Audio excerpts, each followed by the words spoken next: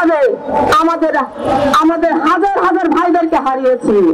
আজকে এখানে যারা উপস্থিত আছেন প্রত্যেকেই মামলার আসামি, শুধু একটা দুইটা না, 200, 300, 400 মামলার আসামি।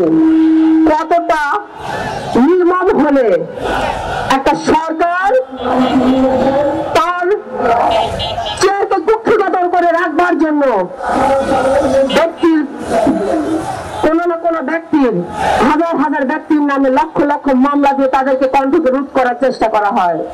শুধু আমি একটি কথাই বলতে চাই, আজকে যারা 17 বছর আমরা আন্দোলন করেছি, আজকে 5ই আগস্ট যারা জীবন দিয়েছে, আমাদের প্রত্যেকের একটি লক্ষ্য ছিল বাংলাদেশের গণতন্ত্র প্রতিষ্ঠা করা, আমাদের একটি লক্ষ্য ছিল গণতান্ত্রিক সরকারকে প্রতিষ্ঠিত করা। তাই আসুন আর বিলম্ব নয়, অতি সত্বর একটি রোডম্যাপ দিন, যে রোডম্যাপের মাধ্যমে বাংলাদেশের একটি গণতান্ত্রিক সরকার প্রতিষ্ঠিত হবে। বাংলাদেশের মানুষ গণতন্ত্র চায়।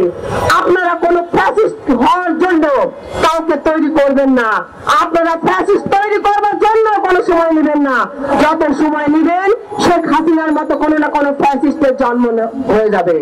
আমরা অতি সত্বর আজকের এই নাগরিক সমাবেশ থেকে শুধু একটি কথা বলতে চাই, খুব দ্রুত একটি রোডম্যাপের মাধ্যমে, একটি গণতান্ত্রিক সরকার প্রতিষ্ঠিতের মাধ্যমে একটি নির্বাচন দিবেন, এই আশা ব্যক্ত করে আমার বক্তব্য শেষ করছি।